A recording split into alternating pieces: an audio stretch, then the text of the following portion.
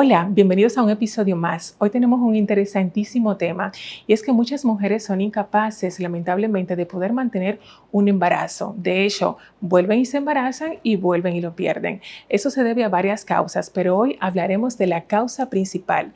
Tendremos con nosotros a un especialista que nos dará luz y conocimiento acerca de cómo identificar esta condición y cómo manejarla. Soy Anabel Castillo y esto es Bajo Terapia. Y todavía no te has suscrito, anda, suscríbete, comenta, comparte y dale like. Y hoy nos acompaña el doctor Kelvin Guerrero Ubrí, quien es ginecólogo, obstetra, histeroscopista. Bienvenido, doctor. Gracias por estar con nosotros. Bienvenido. Muchas gracias. Lo primero es, doctor, yo viendo su experiencia profesional, ¿verdad? ¿Qué hace un histeroscopista? Muy bien. Es una excelente pregunta.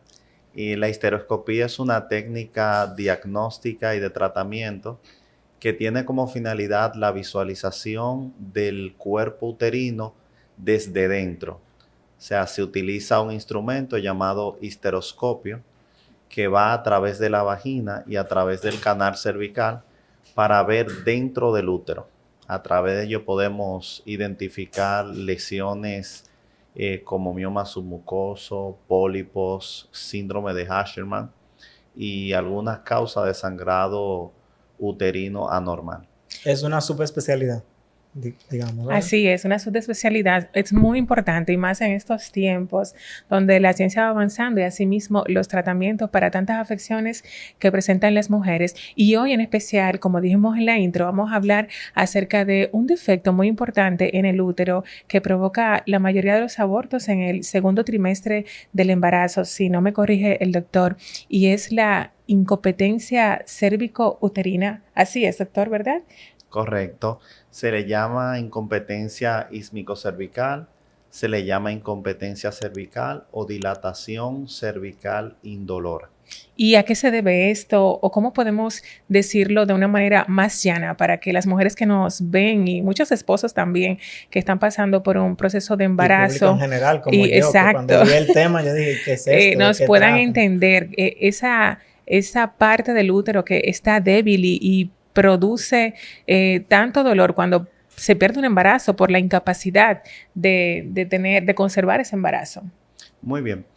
La incompetencia cervical consiste en una pérdida de la capacidad del cuello uterino para mantener el embarazo hasta el término de la gestación. O sea, pierde su fuerza de mantener el tono y empieza a ocurrir una dilatación que puede ser de inicio imperceptible para la paciente, pero que al final termina con una gestación a destiempo. O sea, se pierde un bebé en segundo trimestre, puede ser tanto un aborto tardío como puede ser también un parto inmaduro. Wow. ¿Y cómo se da cuenta la paciente de que tiene esta condición? ¿O es incapaz la paciente embarazada de detectar que tiene esta condición? Ocurre el aborto, por ejemplo, porque ahí tenía esa misma duda de Anabel, de que bueno, que cómo se da cuenta esta persona, le ocurre el aborto en la casa, o después que va al médico y tuvo el aborto, entonces se le diagnostica, mira, esto ocurrió porque tuviste esta situación, porque tú padeces esta condición. Sí, bueno, son dos preguntas muy importantes. La paciente regularmente pudiera no tener síntomas, pudiera no sentir nada. Algunas, cuando ya está en una etapa un poco avanzada, pueden sentir como una presión, como un peso, donde en la evaluación se identifica, porque se puede también confundir con una infección vaginal, con la percepción de una infección vaginal, que siente como un peso, como que el bebé se le quiere salir. Pero cuando tenemos estos síntomas en una paciente que ya ha tenido más de 2 pérdidas de segundo trimestre, tenemos que pensar inmediatamente en una incompetencia cervical. Muchas veces estas pacientes vienen a nuestra consulta antes de estar embarazada con historia. Doctor, yo salgo embarazada, pero después de las 12, 13, otras te van a hablar de 14, 16 semanas, no sé, el bebé se me sale, a veces caminando, a veces en la calle, a veces haciendo una fuerza mínima, aumenta la presión intraabdominal y tristemente tienen un desenlace muy desagradable y muy penoso. O sea, perdón, Rally, que si la paciente tuvo un aborto por esta causa, puede ser que en el segundo embarazo o en el tercer embarazo vuelva y presente la misma situación. Correcto, tiene un efecto de recurrencia, se puede observar en embarazos subsiguientes e incluso a veces cada vez con menos semanas. Pero Wow. doctor, una pregunta, ¿qué porcentaje tan alto lo presenta? Porque quizás hay personas que nos están escuchando y que vivieron la situación recientemente y dirán, bueno, si vuelve mi embarazo, tengo un riesgo muy alto de que esto me ocurra de nuevo y viene como el temor. Sí, hace unos 10 años se hablaba de que se presentaba de 0.5 a Ok. 2%. Actualmente se ha elevado, se ha duplicado. Se habla incluso en algunos lugares de 4 a 5% de los embarazos pueden presentar una incompetencia cervical. ¿Y a qué se debe ese incremento? ¿Se sabe? ¿Se ha estudiado? Bueno, justamente tienen que ver mucho con los factores que lo provocan. Cada día es más frecuente enfermedades familiares que tienen que ver con trastorno del colágeno. También cuando hay abortos inducidos, partiendo O sea, provocados. provocados, partiendo de una dilatación cervical forzada, y pueden ocurrir en malformaciones mullerianas, pacientes que sus úteros tienen, por ejemplo, un tabique en el centro y que el embarazo entonces tiene un aumento de la presión intrauterina, entonces se va a traducir en un aumento en la presión del cervix y puede haber una dilatación también en estos casos. Entonces, si una paciente tiene esta condición, puede ser que sus familiares, su hija, Es hereditario. es hereditario. En los casos de enfermedades congénitas por trastorno de colágeno, sí. De igual manera, cuando hay trastornos, por decirlo de una forma llana, en la formación embrionaria del útero, si se replica en la familia, pues también puede presentarse la dilatación cervical en las hijas de esta madre.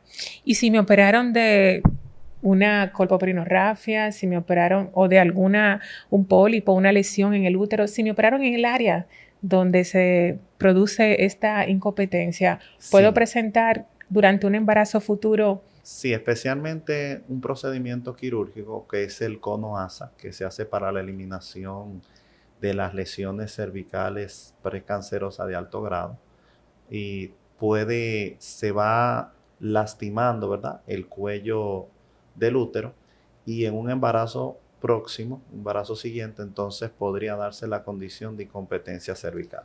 Entonces, doctor, una pregunta. Yo he escuchado, en algunos casos, y usted me corregirá, que algunas mujeres, por ejemplo, en un momento que tienen una pérdida, y usted me va a corregir, Sí, sí. después como de ciertas pérdidas, dependiendo, ¿verdad?, de la forma y de lo que lo haya ocasionado, están más fértiles. En este caso, ¿eso ocurre? Bueno, y eso realmente es más un mito. Es un mito. Ok. Sí, cuando una mujer presenta, digamos, más de 3 pérdidas frecuentes, abortos, y cae dentro de una clasificación que se llaman abortadoras recurrentes. Entonces hay que empezar un proceso de investigación que lleva desde los antecedentes, infecciones víricas, infecciones bacterianas. También tiene que investigarse trastornos hematológicos, entre otras causas. Realmente la dilatación cervical no aumenta la fertilidad. ¿Y Ok. cuánto debo esperar? Si soy una paciente embarazada con esta condición y pierdo mi bebé, ¿cuánto tiempo debo esperar para embarazarme nuevamente? Es una excelente pregunta. Regularmente se le solicita a la paciente que pase de un periodo de por lo menos 6 a 12 meses. Número 1. Número 2, también tiene que ver mucho con la afectación emocional que tenga la paciente. Muchas veces estas pacientes llegan a tu consulta que ya han perdido 3, 4 embarazos y tienen terror. Y estas pacientes se les recomienda primero ser tratadas psicológicamente y luego pasar a un embarazo. Estas pacientes es muy importante hacerle una sonografía especializada que se llama una cervicometría, para ver la medida específica de su cuello uterino. Muchas de estas son electivas o seleccionables para hacerle un cerclaje de rescate, que es una técnica quirúrgica que tiene como objetivo evitar la pérdida del embarazo.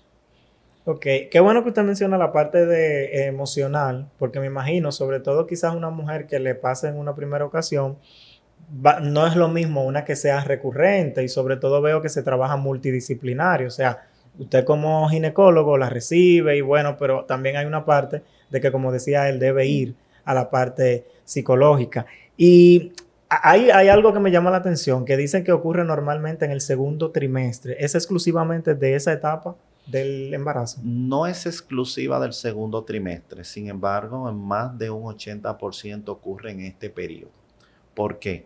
Durante el primer trimestre, todavía el crecimiento de lo que es el embrión y lo que tiene que ver la cantidad de líquido, placenta, membranas ovulares, no tiene la dimensión para provocar una presión suficiente para abrir el cuello uterino en estos tipos de patologías. Sin embargo, a medida va avanzando el embarazo, que va creciendo el bebé, que va formándose y organizándose ya el órgano de la placenta, que va aumentando la cantidad de líquido, entonces va aumentando la presión intrauterina. Y eso provoca que se vaya dilatando el cuello uterino en estos tipos de pacientes, que es una condición patológica, no debería ocurrir así.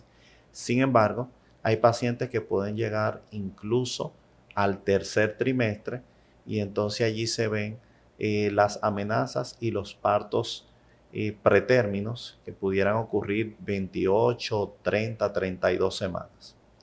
Ay, me encantó esa parte que usted mencionó previamente a esta definición para Raldi, y es una terapia de rescate, el cerclaje. O sea que el cerclaje viene siendo un tratamiento para la mujer si se diagnostica con tiempo la incompetencia cérvico-uterina. Correcto. La técnica de cerclaje fue diseñada para la corrección de este tipo de patología. Se puede realizar por abordaje vaginal, que es en la mayoría de los casos. Quiero explicar a grosso modo. Se prepara a la paciente, se le realiza sus cultivos, se ingresa, se administra medicamentos para evitar contracciones, para evitar dolor. Espérense, esto es bajo anestesia. Ustedes saben, es todo con anestesia. Sí, nosotros. Luego hablamos con la anestesióloga estrella, ¿verdad? Y entonces, bajo la técnica anestésica que considera el médico especialista del área, entonces se procede a pinzar los labios y a realizar una sutura. Y es una de las técnicas más utilizadas, es la técnica de McDonald. Pues es casi un parto, doctor.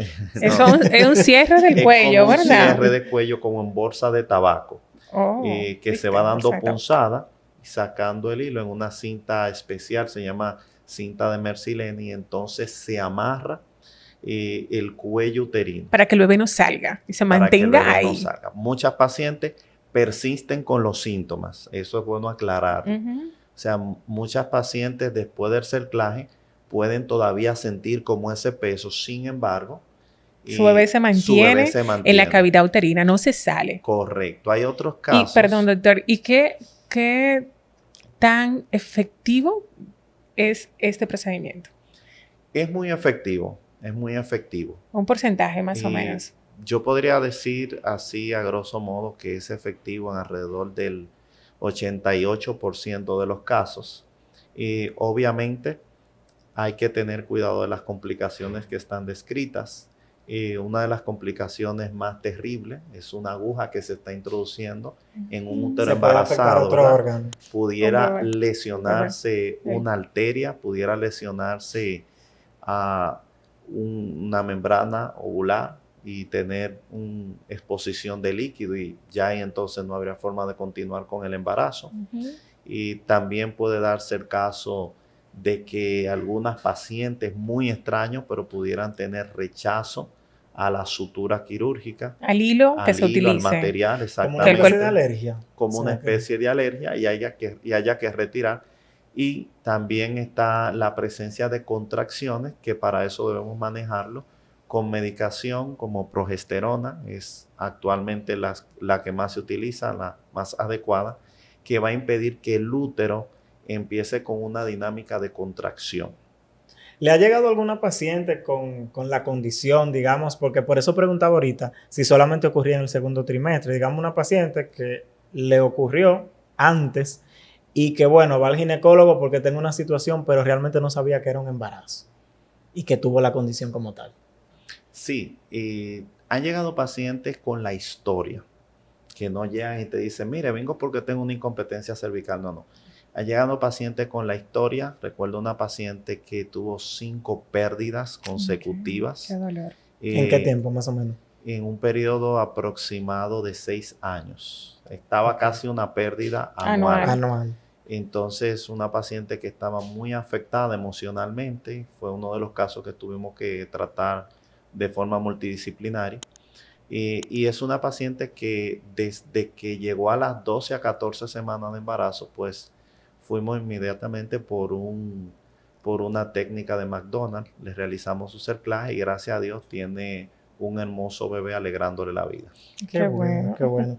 Doctor, ¿puede esta condición devenir en otras enfermedades? O sea, ¿hay alguna predisposición por tener esto de la incompetencia de que se me desarrollen algunas otras patologías? Y básicamente las patologías son obstétricas, son propias del embarazo. Una paciente con incompetencia cervical puede debutar con sangrado durante el embarazo, puede debutar también con rotura de membranas ovulares y esto entonces complicar la salud del embarazo del momento. Wow. Okay. Bueno, hemos tenido el tema bastante detallado Bastante del interesante. doctor. Randy, si tienes otra pregunta. No, yo creo que, doctor, ¿cuál sería la recomendación para aquellas personas, aquellas mujeres que ya han sido diagnosticadas, que ya se sabe que, bueno, tengo una historia, ya sea familiar, porque también quizás hay una persona ahora mismo que nunca ha tenido un embarazo, pero sabe que su mamá le pasaba eso, que en su familia hay varias mujeres que han vivido eso? ¿Cuál sería la recomendación como de planearse bien para tener ese embarazo o de asistir al ginecólogo inicialmente? ¿Hay alguna forma, de hecho, inicial de todavía no tener un embarazo y darse cuenta que se tiene esa predisposición? Sí, a pesar de que es un proceso muy debatido, realmente la historia clínica es fundamental. No se hace con mucha regularidad en nuestro país, en nuestro medio, pero una visita preconcepcional es adecuada desde antes de embarazarme. Mire, yo vengo, mi mamá me dice que cuando ella salió embarazada perdió tantos niños, tengo este miedo o ya he tenido tantas pérdidas, ¿verdad? Y también se puede a través de técnicas como la histerosalpingografía, pudiera haber un diámetro milimétrico que está fuera de lo común en el cuello uterino. O sea, el cuello aún no embarazado está demasiado abierto. Y se puede corregir. Y por lo menos se puede diagnosticar. Ya con el diagnóstico, cuando aunque la paciente no haya esté embarazada, sí. ¿Eso puede pasar? Cuando la paciente ya esté embarazada, entonces ya yo tengo la información. Y proceder con más tiempo. Y procedo con más tiempo a preparar a esta paciente y a corregir el defecto antes de que se presente el desenlace de la patología. Okay. Excelente, doctor. Entonces, aquellas mujeres que no necesariamente por esta condición desean sus servicios como ginecólogo, ¿dónde lo pueden localizar? Si estamos laborando en el Centro Médico Vista del Jardín, está en la Avenida República de Colombia, número 81, frente al Jardín Botánico. Y estamos en el piso -1, consultorio 12, a la orden para cada una de las damas y que deseen de nuestros servicios. Muchísimas gracias, doctor Guerrero. Gracias por su tiempo y por disponer de sus conocimientos para toda nuestra audiencia. Gracias a ustedes por estar con nosotros. Seguimos, esto es Bajo Terapia. Tú sabes que hay una persona que necesita esta información. Anda, compártele este video.